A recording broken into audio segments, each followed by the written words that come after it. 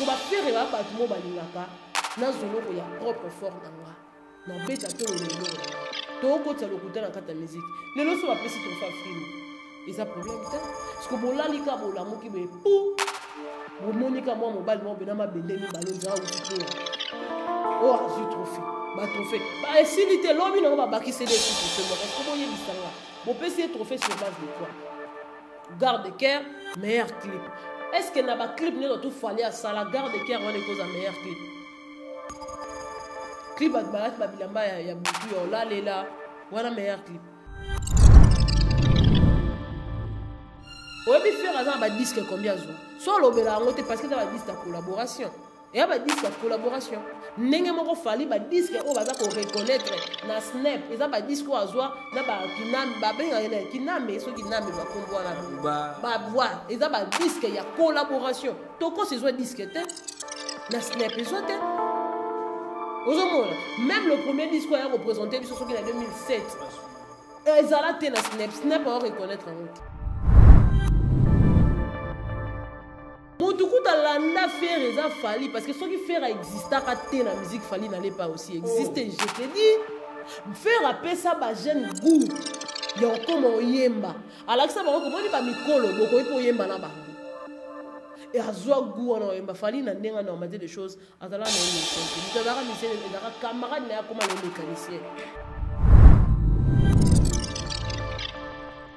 Alors bilongo na ba balé, atie mutu na mwa musique.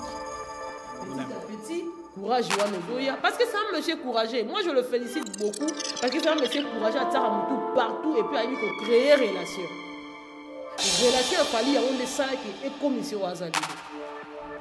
Il y a un peu ça va tout complexe il y a le bac numéro 1. Fallait que na même ici va inviter été ya ke kaka tie mutu. Pour éviter que ata ba ngani ngana okanga ata mutu moko to sa relation. Donc c'est ça. Alors, Abotika Koloba qui fait à la Narafali parce que Faya ne lokoto ya sala offrir salati. Et ne moi ba film. Faire rigolo ataki na nominé. Si ko mutadaki pe nominé innocent. Si ko na ndenge ya logique de choses makam ndenge do tambola. Fanya le ki innocent. To ke non na ndenge logique. Parce que c'est là. Lelo ba ko benga biso, ba ko ba biso que Fali c'est le seul artiste et musicien au hasard international qui vend le pays partout ailleurs. Et bon, innocent. Innocent parce que Batouba Otsaina nous y est caté pour Eza et Kekena été des périodes à Fali Ferry. Mais innocent est en train de faire les grandes choses. Oh, même Bavier Bassalate. Et bon, parce qu'on m'a bien la quoi. Parce qu'on m'a bien la quoi. Tu peux mener à faire rigoler. Ah, ça y est, Azali Ferry. Est-ce que vous avez la vente de la bêtise sur la DG-Pôle? Mais la vente de la bêtise sur la Pichou. La bêtise sur la naine. Il y a faire parce que qu'on a bien la faire été. Azado est l'autre côté. Azaki moi na musala et pas faire musala na e silagi. Asali yango mienta koti simoyibi ba bengani ba tie na porte. Un point c'est tout. Et à l'époque on linga abanda ko s'acharner contre faire. Ah non ça les ba chantage à buzo banzo rando ba te muto luka sala chantage wana ala morale Mandela. Wa to lobby A le lobby B et échanger les l'autre. Et l'autre côté est l'autre. Appui à extérieur pour la yemoko connaissant yemoko en ça les loroté pour la yebisa que yé même la première na dobi à carrière la première l'homme à bêta yango na bato bataille pour dans la vie a fallu c'est l'appui sur appui alors faire go la tali qui était te ba pour le qui massage le bien appui sur tout na fini mon tout na lobby ka vérité to yebi on dit que album droit chemin on fallait à bêta ko ça ko to kofi olomide que album ana obeta on a compte quartier la terre mais on que album na yemoko fallait à comprendre juste car que makambo bazoloba eza ya solo parce que ndenga logique de choses muto azara na raison na ye azan muto atraduisa ba na justice aya mingi pour affronter muto parce que la logique veut c'est que tu affrontes la personne et surtout na ndenga système de tout le temps sur internet sur muto ya lobby a yo saleli droit de réponse au lobby B pour contrer la personne mais les golo va comprendre d'abord OK. Sur le plateau d'Israël Moutobo, il y avait Gauthier Sey et Manix. Mais la personne qui a beaucoup plus débordé à Kenem Moabé, c'est Manix. Parce que lui, il a craché sur la mémoire. Non, bien en mémoire, surtout la personne de Ferrego là. Dire que Ngasso qui n'a pas manager il a Ferré. J'aurais dû prendre Ferré et l'enfermer pendant une année pour apprendre comment communiquer. Les lots Ferré finga partout. Maman a fait Ferré, maman a fait Ferré, maman a fait Ferré, finga même dans ma campo il y a mon vie privée. Mais Ferré a aucun cas ça là. Ma plainte sur le même. Mais oh bon ça là, oh God Manix ça là qui atteinte à la sûreté d'une personne. Mais Ferré ne l'a pas porté plainte. Alors là, le dossier en déjà dans le monde en gros, bateau va qui a besoin de succès, va jouer déjà succès dans le tant on le Bakaza le seul artiste. Alors qu'il fallait pour ailler la musique, il a déjà trouvé de grands hauts babeta kamou. Tata na ye kofi lo mide o abimise le lo malgré comment on y est les lo. Abanda ko beta musique il fallait azana ko nanda ko na solo beta musique te. Tant ko beta musique ne azo voyager ko kende ba mboka partout ailleurs que no beta. Fallait même pas solo. Et le lo ya yo kuta batu na kata musique déjà bazo démérer. Ba beta pe batu bezo kanga. Parce que l'internationalisme, il a fallu bien par rapport à la featuring. Soit par rapport à la featuring, bateau il y a que dans la salle bon featuring, quoi ni ba ko envier ko. Et là juste que langage va envier na ba complexé. International, OK, international. Le lo ba on ça va trophée à Freemat. Lui l'artiste international, lui le numéro 1. Fabouga ça lui l'artiste premier artiste à Afrique centrale Bénin.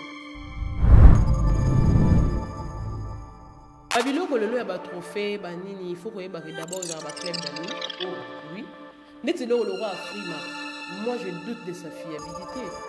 Pourquoi? Parce que ça Babilo on va s'arranger. Pourtant tout dans la logique de choses. Fabregas, meilleur artiste, il y a Afrique centrale. Sur base de quoi?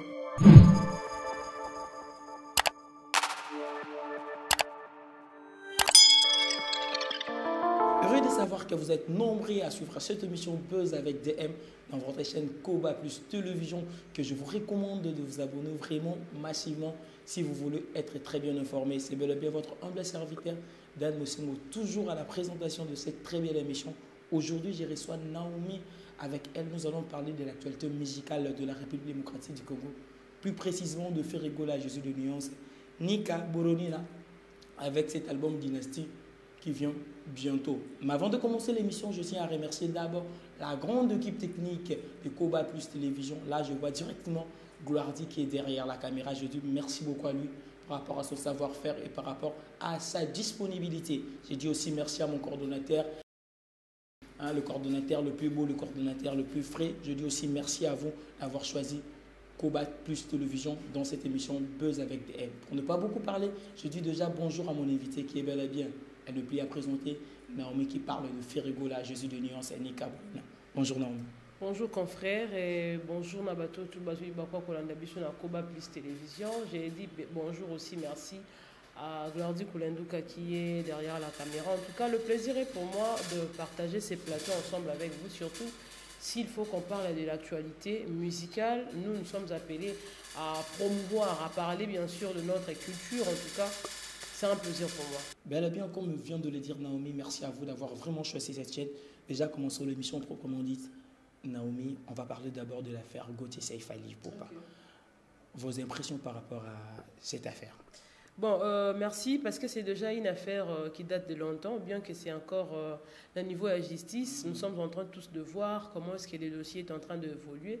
Mais il n'y a pas ces ajustes à caca. Il ne fallait peut-être pas l'artiste Fali pour arriver jusqu'au point, il y a qu'au traduire le journaliste dans la justice. Quand bien même que le journaliste Alobaki a reçu l'investigation sur la carrière de Fali. Alobaki Fali Poupa a battu sa carrière musicale sur le mensonge.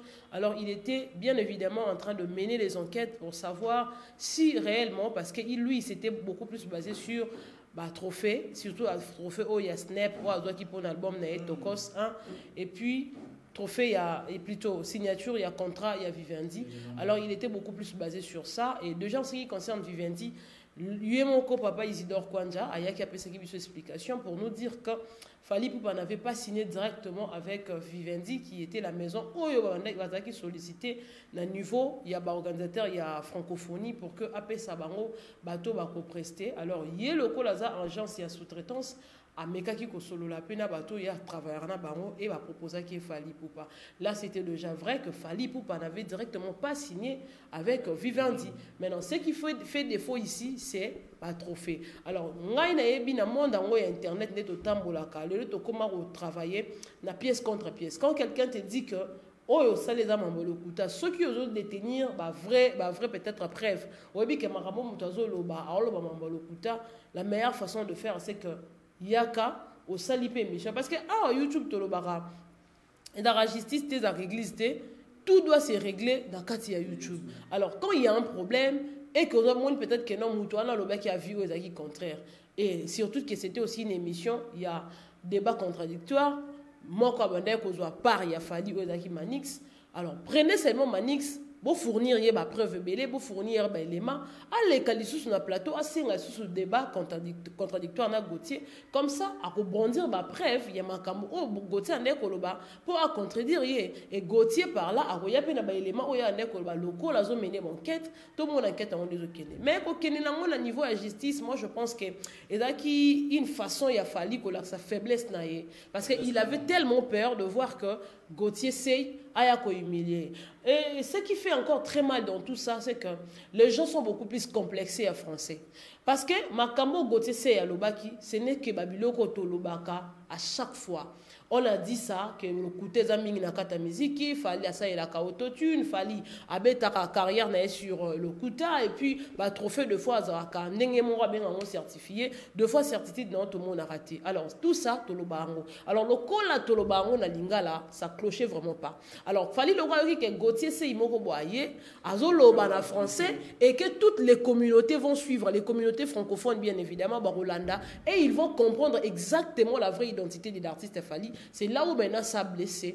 Parce qu'après l'enquête, si seulement Gauthier Sey prenait de preuves où ils allaient vraiment à solo, c'est Fally Ipupa qui sera humilié. Alors l'idée était que je lui traduis en justice. Après, quand il sera là, déjà dès la première audience, on va mapper et l'enquête va s'arrêter comme ça. Peut-être qu'on va procéder à pardon. Nzo Kandé, il n'avait pas affaire à une personne moindre que ça. Voilà. Ça. Le problème c'est que na mpandi ya ba warrior bazolo ba Gauthier c'est chaque fois ba reporter ba séance ça y a plus na ba preuve yango ou ya bande à ça la investigation c'est la grande question Ezaline wa. Bon en fait Gauthier c'est la première audience né à Senga qui report pour 2 semaines parce qu'il faut signaler qu'on l'avait pris à pied levé. Bisognoto bande comme on va porter plainte mais jusqu'à la preuve du contrat tout le monde aura lettre il y a plainte dans la carte internet mais juste un jour avant il y a qui ne peut répondre c'est son avocat maître Guy Mafuta Kabongo qui est sorti pour dire que jusque là nous n'avons reçu aucune plainte aucun document aucune convocation venant de la part de la justice faisant appel il y a Gauthier Sey qui ne peut répondre juste quand le monsieur est sorti à sa sortie médiatique et c'est la nuit maintenant que Tombeya qui doit apprendre maintenant, plainte et comme il y a Gauthier Sey pour quelqu'un de répondre. Mais quand il est arrivé là, il était pris à pied levé parce que très souvent, le motif et accusation est sont commis sur place. Alors, tant que motif et accusation, et du coup, il a demandé à ce que Bappé ça ait 2 semaines, bon, à me dossier. Je vous dis que les lots yo te belé bakendara makala par le fait que baye baraba droit na bangote. Alors, il faut à chaque fois que tu sois illettré, que tu sois intellectuel, tu dois savoir que aux a droit na yo. Et puis quand on te traduit en justice, il faut y avoir vraie raison parce que belé le va kenda makala par ignorance. À que makala na innocence surtout pourquoi parce que la personne qui l'avait accusé a qui plus fort et il est tellement qui faible et aujourd'hui c'est chez nous justice ça beaucoup plus rendu en faveur ya muto a plus fort. Donc ça aura toujours un système à 2 poids 2 mesures et Gauthier Sey Azaki Moutoua moindre, il fallait rassembler les documents, venir avec. Ayaki, après 2 semaines qu'on répondre, le 19. Mais quand il est venu, la personne qui a accusé c'est Fally Ipupa. Mais pourquoi il ne veut pas venir comparaître Nandeko, confronter Bango pour que Gauthier Sey Azolo Banaye le simple.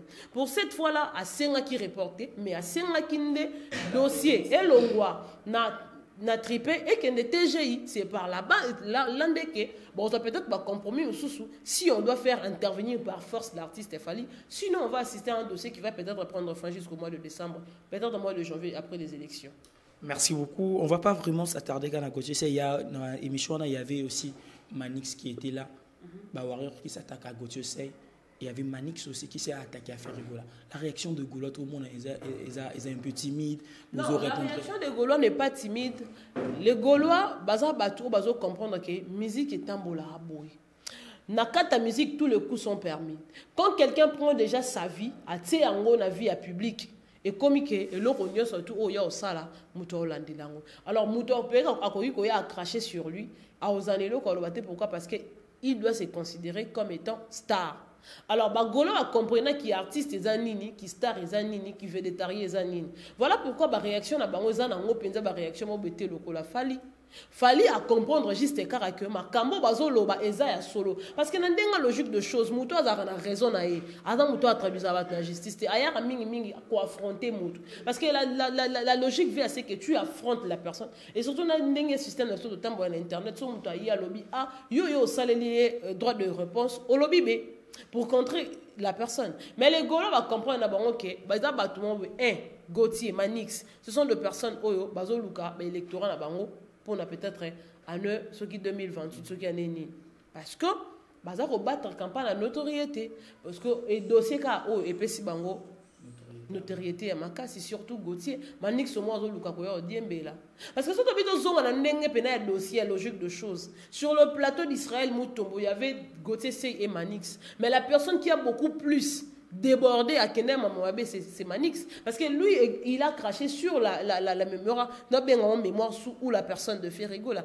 dire que ngaso qui nazara manager ya Ferré j'aurais dû prendre Ferré et l'enfermer pendant une année pour apprendre comment communiquer. Ce qui veut dire que Ferrigo là jusque-là ne communique pas et ne sait pas communiquer. Ça c'est une insulte. Vous comprenez? Et ça insulte grave. Alors ce genre d'insulte et ça biloko to bengaka outrage hein babenga ngo nini na bosani comme infraction ngo diffamation je crois à la sûreté d'une personne. Diffamation dans le fallait qu'il ait fondé la Gauthier Sey. Mais aujourd'hui, à ma grande surprise, on a un avocat a fallu au balingba balou sa dossier, soit disant que biso to ko défendre l'artiste et musicien Fally te ko défendre la personne de Fally pour pas l'individu. Donc ba kaboli personnage na personne ya Fally, ba on ba ko défendre personnage te ba ko défendre personne.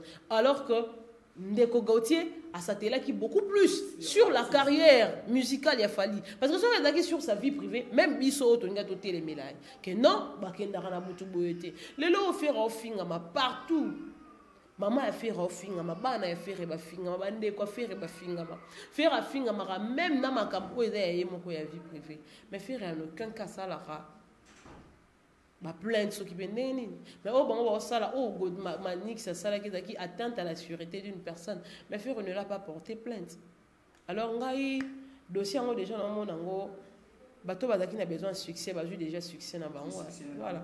On va aussi parler de Manix qui a dit Fally pour pas laisser l'artiste congolais international professionnel bah on se batikali bazaba loko vos impressions par rapport à si qu'on la lingaka tant que boya ko luka ko vanter mutu faut bozala kana ba argumentaire parce que solo bi que Fally pour pas aza laisser l'artiste international mais sur base de quoi tu dois te défendre expliciter sur makamna lobby tant que le kaza le seul artiste alors que Fally pour pas ailler na musique il a déjà trouvé de grands o babeta kango tata na ye Koffi Olomide o abimise lelo malgré comment on y est lelo abanda ko beta musique fallait azana okudu na ndako na bongoli solo beta musique te tant beta musique ne azo voyager azo kende ba mboka partout ailleurs kende beta Fally même pas solo et lelo aya yo okuta batu na kata musique déjà bazo démérer ba obeta pe batu bezo kanga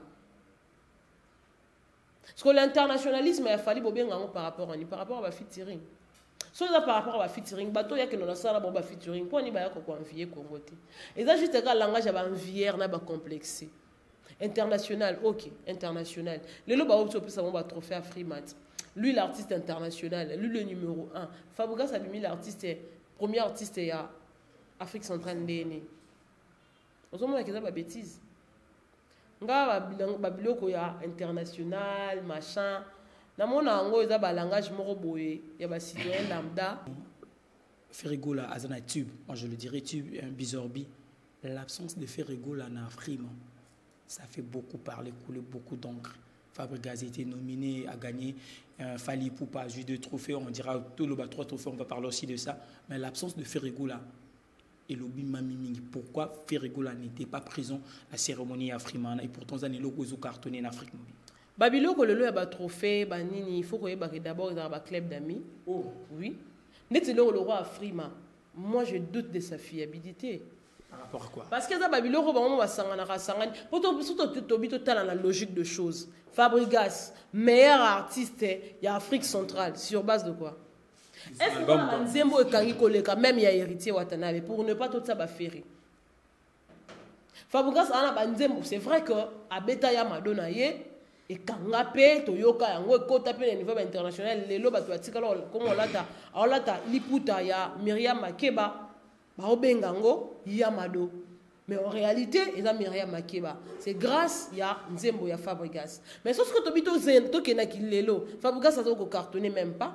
Alors, Nzembo, quand même, il y a BM, il y a héritier Watanabe, même pas, il a fait rigoler au télématin. Il a filé que tu as fait, il a fait Nzembo, il a fait Fabregas, il a fait. Parce que bon, un meilleur artiste en Afrique centrale sur base de quoi? Pour dire que, il y a Babiloko, Oyo, Batuba, Sangani, Balobi, que tu CP là. Pour n'être ngana yo, tu as le que tu as bon, on a biso, tu as créé l'eau, on a biso, tu as repéré, tu as décerné, on n'est pas tel. Moi, je suis Mboka, et Zayanan. Alors, problème qui est dans Zayanan. Si on a appelé ça rabattu, appelé ça rabattu nyonso. Ana battu na appelé ça. Regarde même moi na ba Afrima wana. Ene moi na ba Afrima. Faire rigolo ataki na nominé. Si ko mutadaki pe nominé innocent. Si ko na ndenge ya logique de choses makam ndenge do tambola. Fallait les innocent. To ke non na ndenge logique. Parce que c'est là. Lelo ba ko benga biso, ba ko ba biso que Fally c'est le seul artiste et musicien au hasard international qui vend le pays partout ailleurs. Et bon, innocent. Innocent parce que Batouba Otsaina nous y est caté pour Eza et Kekena été des périodes à Fally Ferry. Mais innocent est en train de faire les grandes choses au même Bavier Bassalate. Et demain, après demain, tant au bétali solo à innocent, balou, mais au bétali solo à carrière, na bilan, na bambo, na toi sali, tout le monde est là au monde, yamouneni. Mais le lot Batouba ko nié innocent. Nous avons un Afrique qui peut nominer pour dire que et dans Babylone on va sali ba coopération na bango ba bon ça va topé sur na mutu ngani. Babylone a bongo ba opé son vérité pourquoi faire a toujours voulu la logique dans ce qu'il fait. Faire a lingara tanga zo ko mérité. Le lot robeta li sola ba disque d'or ba snap et tout et tout. O bi faire a ba disque combien zo. Soit lobela ngote parce que ça va disque collaboration. Et il y a des disques de collaboration. Nenge moko Fally ba disque o baza ko reconnaître na snap, ils a ba disque o azwa na ba kinam ba benga kiname so kiname ba kombo na ba voix, ils a ba disque ya collaboration. Toko se zo disque te na snap ezo te. Ozomona, même le premier disque a représenté biso so ki na 2007. Ils a la te na snap on reconnaître en oti. Ce que ba faire ba ba tout mo ba lingaka na zelo ko ya propre fort nanga. Non, bêta tolo ne l'eau nanga. Toko tsa lokuta na kata musique. Le loso va pesi trofa frima. Et ça problème te. Parce que bola lika bola moki be pou. Bo monika moi mobile mo benama bendemi ballon zara uti toa. Oh azu trophée. Ba trophée. Ba esilité lobi na ba bakise des sous trophée mo parce que boye bisanga. Bo pesi trophée sur base de quoi? Garde de cœur, meilleur clip. Est-ce que na ba clip ne tout Fally à ça la garde de cœur on cause un meilleur clip? Clip babilamba ya butu ya olalela wana meilleur clip tout sikaro lelo par rapport ya badi rwana ba warrior pe ba na vidéo ya Fabregas alba ki ba frima on eza ba cop lelo azu pe trophée raison pour laquelle a boycotté mutadi ko représenter Fabregas eza chomi. Fabregas ne s'est pas présenté lui-même dans la cérémonie à Frima Poiswango. Pendant l'accès que bon, le quoi bopé singa la douta dans la fiabilité nango, mais le quoi bopé singango na kobo ya pété parce que ils a le konzere mutapesio et loko et puis au saboter peut-être ils a un manque de respect au minimiser bango. Alors Chomi qui est représenté nga. Parce que ceux qui vraiment loko zaki na fiabilité zaki peut crédible. Fabregas angara se déplacer moti à que le récupérer trophée na Afrique. On lobiso to moni peut faire gola nominé pas Afrima Motolo après que c'est quoi a otinda pega mutake zo ya iluso ke lozula non ngini ya ilus Eh bien, le BIA, il a représenté Ferregola. Là, je tiens aussi à remercier directement Gloire Mokola Poulga, Apesombo Tebisikosali, Myriam Bouyenge, elle le noir, elle le belle. C'est vraiment la femme africaine. Je dis merci à toi. Merci Nabilon Souzolana. Beaucoup commenter et partager cette émission. Ça nous fera énormément du bien. Tout comme on a vu son album Dynastie Nengezo Bimam, on va parler aussi de Voice et Trésor Congolo. Déjà, Voice et Trésor Congolo qui dit que Ferre n'a pratiquement rien gagné. La stade de martyr. Mais la logique de choses, ça peut être totalement bien.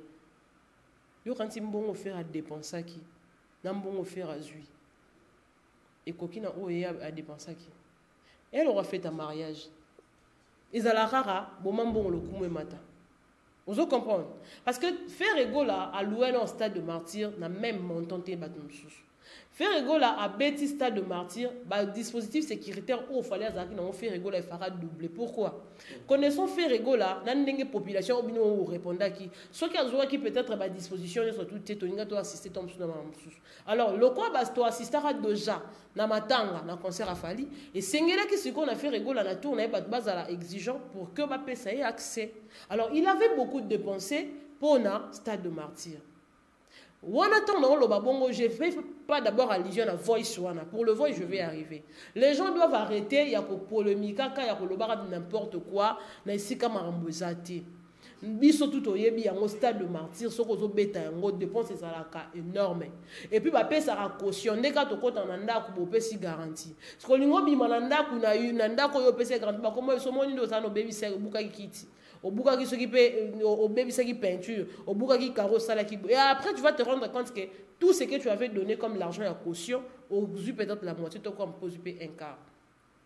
Bambon belé ba pesa ya caution na stade de martyr raison que la bango ndenge ba pesa été pour créer la bango ka ba problème parce qu'on ndenge ya dépenser ki mbongo ya ko luka ko somba ba tapis ba cache ceux qui protège gazon ba instrument ko foot à stade de martyr ko louer sécurité croix rouge et tout et il avait aussi fait venir bateau ba utaki libanda ba ki banani moi son nani Victoria Ayaki ba papa Rolls bazalaki awa ba leader ami ce sont des gens qui sont venus na charge à faire rigola. Alors tout ce qu'il avait dépensé là, au candidat pena mbongo ekota ki recette wana et permettait à faire rigola à ko simba mbongo ya bimisaki. Ce n'est que normal à dépenser ki mbongo ebele et après à gagner pena mbongo ebele te parce que muto to ka organiser andi mara ko perdre. Pourtant aux organiser loko, aux musée, aux loba bon to pesa par exemple Félix Oisier quoi. Yebisanga gagner ni. Nenga ba abete un concert. Pour yekutu batu bayaki oko compter mon ami sap soit gagner ni c'est tout à fait normal la perte mais faire rigoler batu bayaki faire rigoler batu bazaki batu basomba ki billet na concert à Ferry tout le monde qui entrait contrôle les bandos salam biso to bandos ça live il y a des gens qui payaient même leurs billets sur place. Le problème est juste que mbongo yo bimisaki pour organiser loko ezan ndenge oyo kozwela te. Au moment où on tient un billet aux autres sango par rapport à ce qui est à la prix abordable qui va permettre à tout le monde de prendre part. Mais aux autres, on s'attend à perdre.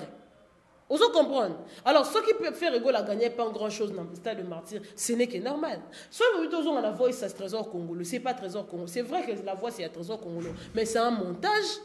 Un montage à laquelle la salle est une émission. Dans le lobby peut-être B.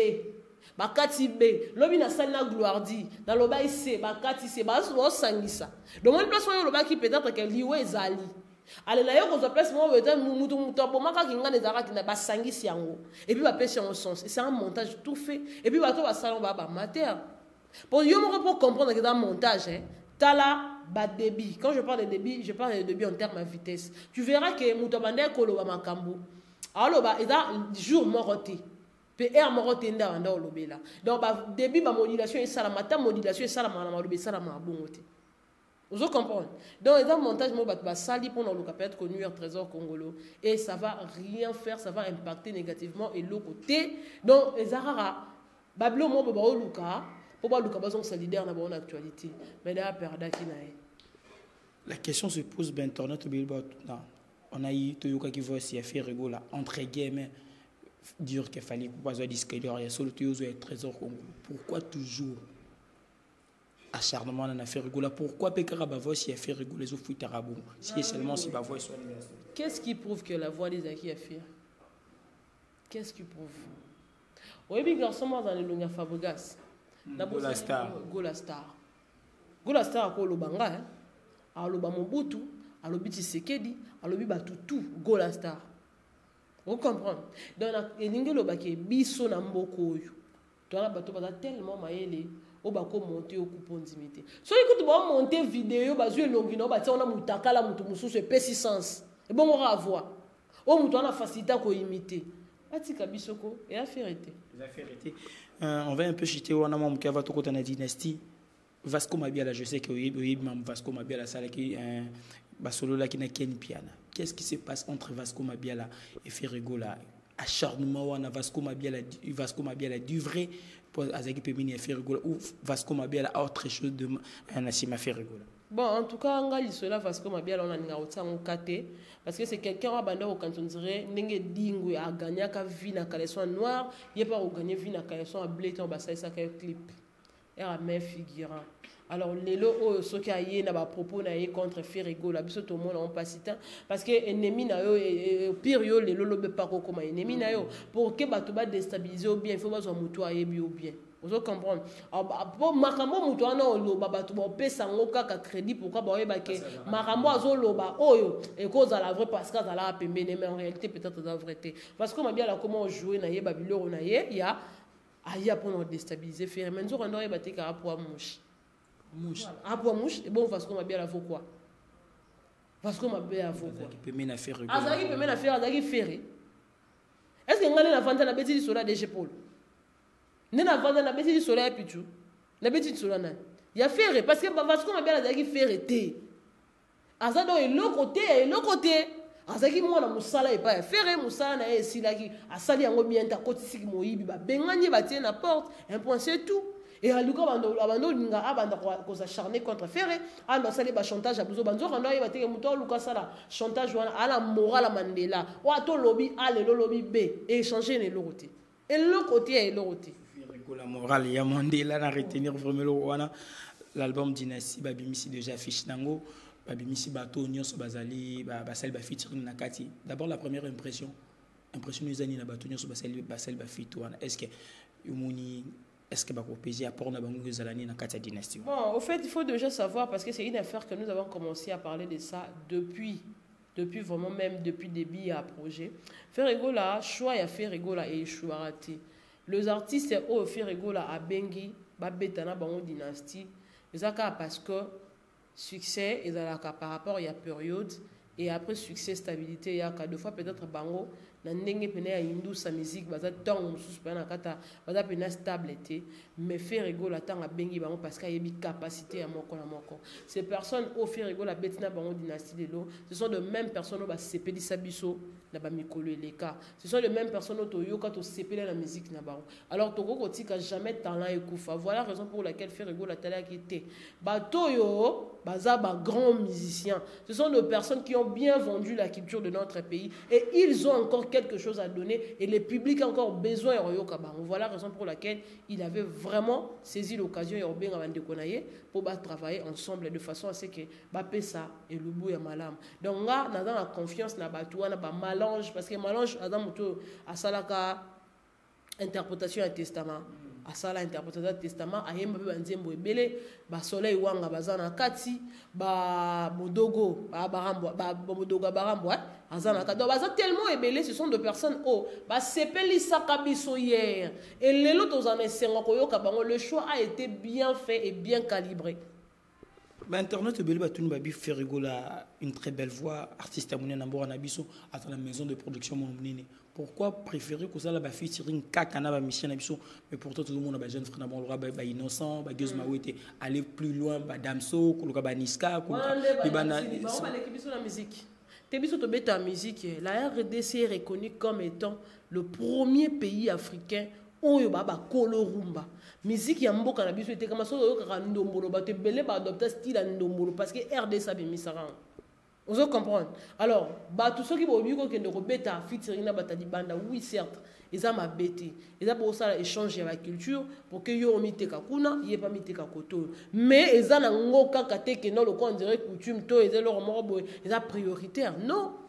bandeko ya biso na biso po ani complexe wana yango zo mona complexe tellement leki bokomo benga fali international po aluka kokende ko appui ko luka ba appui ya extérieur po na yemoko connaissant yemoko au sale loroté po na oyebisa ke ye même na première na début ya carrière na première album abeta yango na bato batsaye po dans la vie ya fali c'est l'appui sur appui alors faire ego la tali que té bandeko ba porter na ki massage le bien appui sur appui na fini mutu te na lobi ka vérité to yebi on te ke album droit chemin o fallait abetara kosa kutu kofi olomide ke album ana obeto na compte quartier latin mais nzo ezaka album na emoko ya on kofi mo la pesa ka bandeko ba soutenir ye a kosa ka na obetango na compte ya orchestre nzo ezaka mambo lukuta yo yebi on te kazaki na appui ozo affirmer vraiment ozo soutenir ba thèse ya Gauthier c'est à sa carrière na masa ya Gauthier c'est ngape nanga.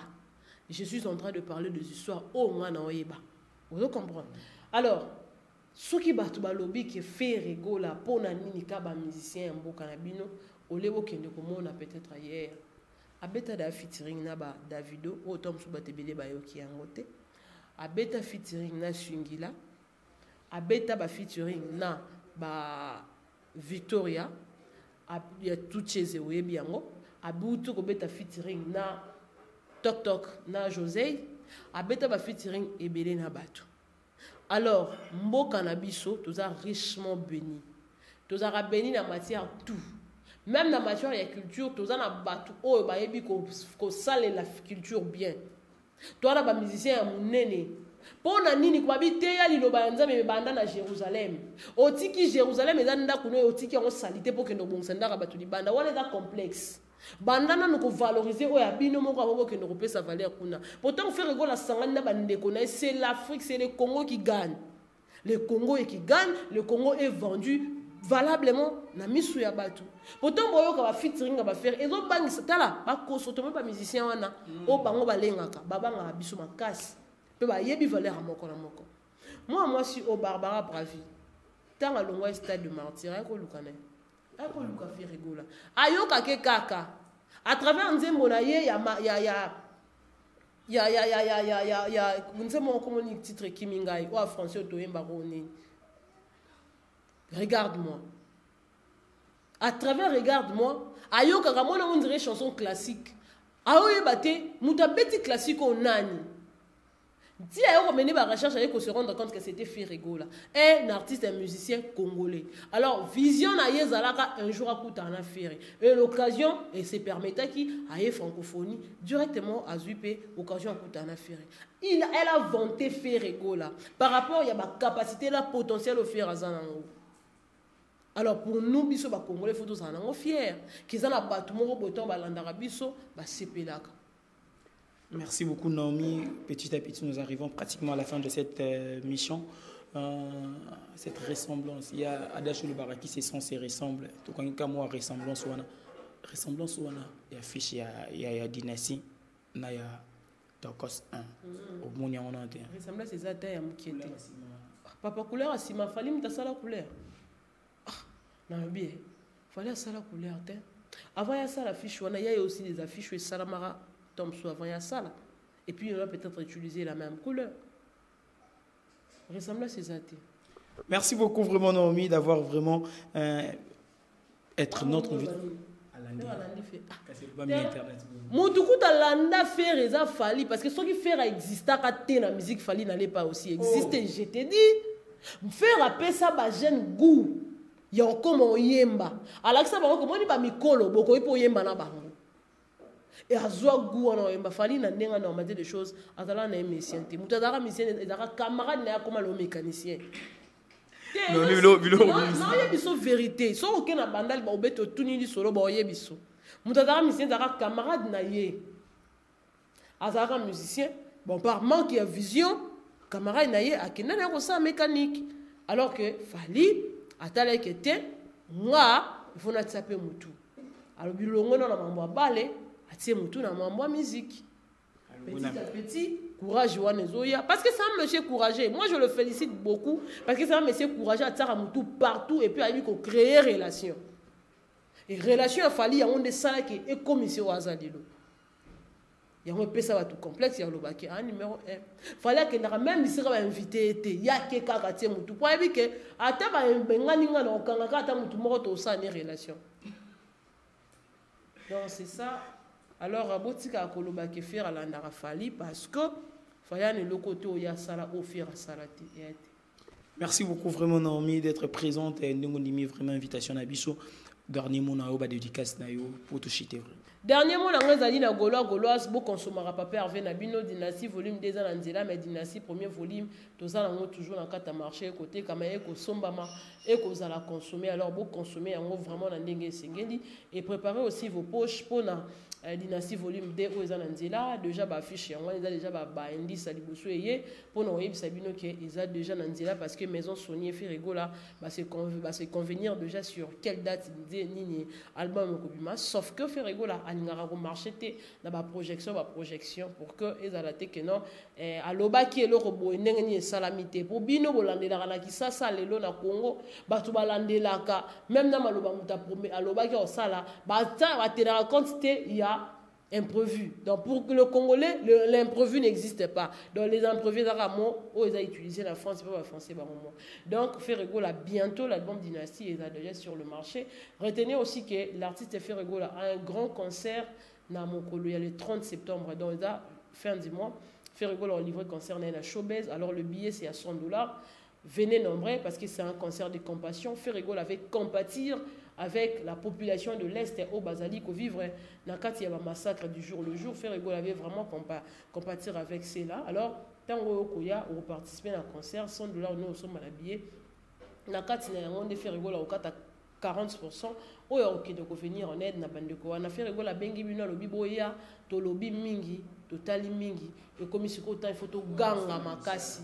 Tout gang makasi pour que alors venez nous allons crier ensemble pour que nos voix aient répondu pour que nos voix aient s'entendre et pas y a battu parce que l'union fait la force comme on le dit.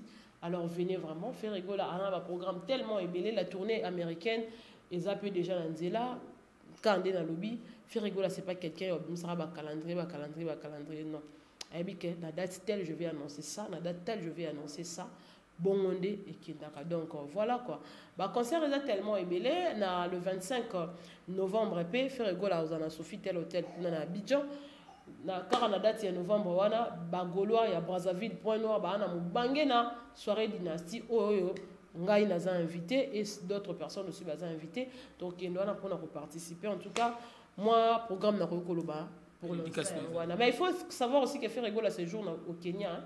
Na kata Kenya na Nairobi bisika peke mission de service en tout cas les détails ba mamu surtout na ezala bino et ko pesa me bino incessamment je dis déjà merci pour nayo na ndenge o pesa ngai vraiment confiance puis l'invitation merci aussi à Glordi Kulanduka merci à mon partenaire anonyme depuis quelque part je dis merci comme ça à maître Narcisse Lunga Selimani merci à maman Bernice Kifaya merci à Christelle Oko Miracle Baloko maman Irène Monsaki.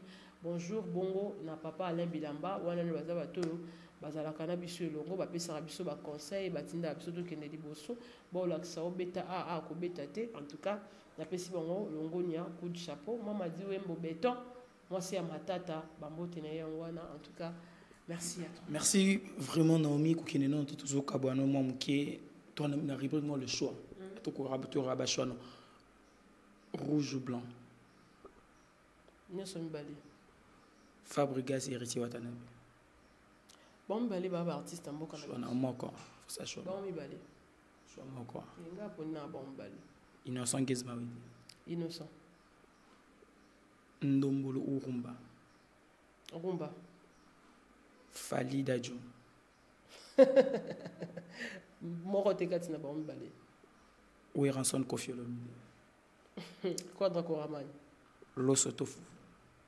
Foufou, hein. Voilà. Wenge ou quartier latin. Wenge. Ferré Arkeli. Ferré. Nzambe Tosada. Merci beaucoup. Là, nous sommes vraiment arrivés à la fin de cette émission aujourd'hui. De vous abonner vraiment massivement sur Koba Plus Télévision. C'était votre humble serviteur Dan Mosengo qui a bel et bien réussi Naomi. Dans cette émission, nous avons parlé de tout sauf de rien. Vos questions, vos reproches, dans le commentaire qui est l'artiste musicien numéro 1 de la République démocratique du Congo. C'est la question de cette émission. Vos réponses, nous les attendons à une prochaine émission. Restez scotchés sur Koba Plus Télévision. Merci à toi, Gloire.